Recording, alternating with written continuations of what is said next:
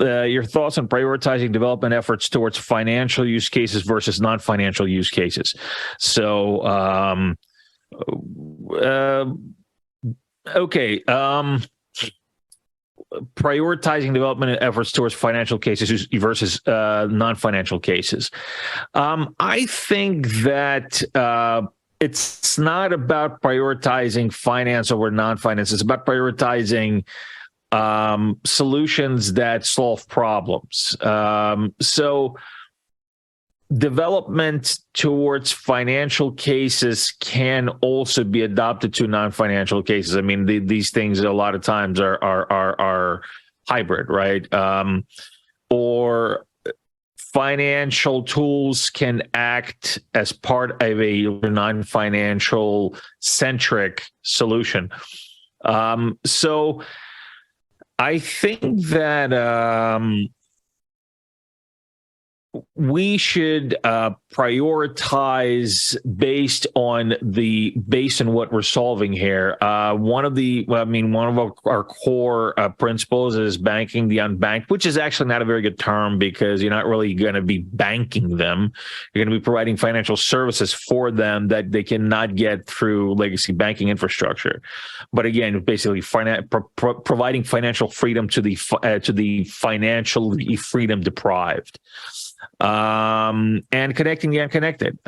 So it all depends on what we're trying to solve. And that's where the priority would go. I don't think it'll be kind of, or at least in my view, we won't be prioritizing finance over non-finance.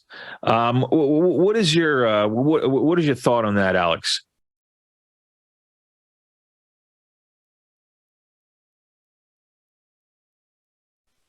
Right. So, yeah, on bank, the unbanked. So, yeah, recently I found a good term, people-centric finance. Right. So, maybe, yeah, it's but say doing people-centric finance, right? Because that's probably what we are talking about. Right. So, yeah, but well, so sorry, what was the question? So it was about financial versus non-financial applications. Yeah. Then? So that's the priority. You know, they're talking about what are your thoughts on prioritizing one over the other, or vice versa? I don't think. Yeah. Oh, sorry. Yeah, go ahead. But yeah, so to me, well, when we are talking about blockchains, right? Public blockchains and private ones failed and failing all the time, right? Even if someone is still pushing for that.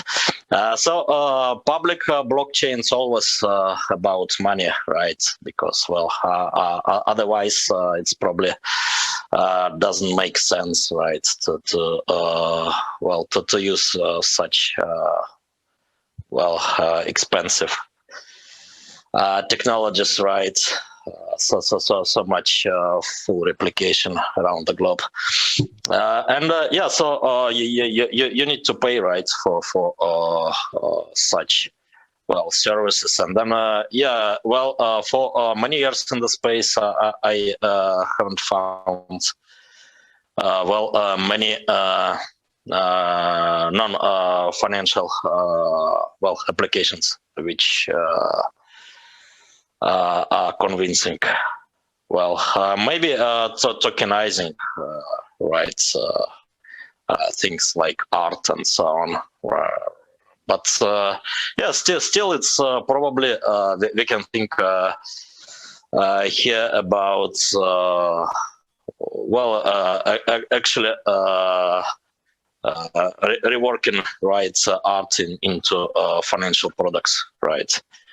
So building financial products on top of digitized art and so on. So yeah, to me, it's about money all the time. So yeah, public blockchains and all the apps on top of them is kind of shadow banking system, right, all the time.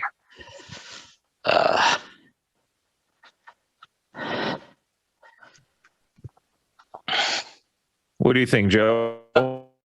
Yeah, What are your thoughts? I was gonna say that in terms of let's say blockchain, yeah, there's magic internet money, so everything in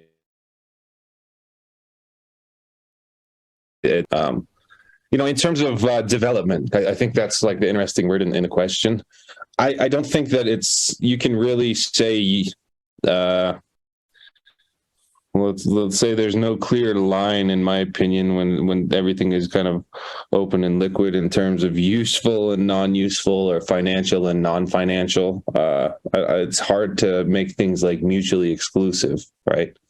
But from the back end, it's probably more a matter of creating useful primitives that people can take and try to build use cases. If you look at a variety of different, let's say, trajectories, you could take a project on top of a blockchain. A lot of the times they use the same primitives, the same tools, the same frameworks, and then they try to apply them into different spaces for different use cases. And so I think that core should be the priority. Now, in terms of whether businesses succeed or fail, a lot of that has to do with the parties that are building or managing, or the use case, sometimes even broader market conditions and how people are prepared for them. So there's always a lot of variables out there, but I would start from the premise that, any public blockchain is, let's call it magic internet money. For us, it's proof of work. So it denotes the amount of energy and, computational input it takes to create a block. That's what kind of that's the reserve of proof of work coins. But there's a variety of different mechanisms of creating that kind of magic internet money, and a lot of different tools out there in terms of how to use it and program it. And but I do think that it kind of starting from first principles, we should consider any type of cryptocurrency money,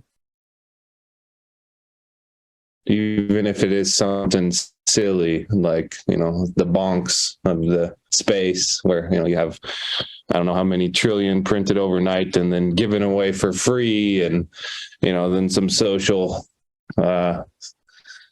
hysteria around it. It still is some aspect of money, right?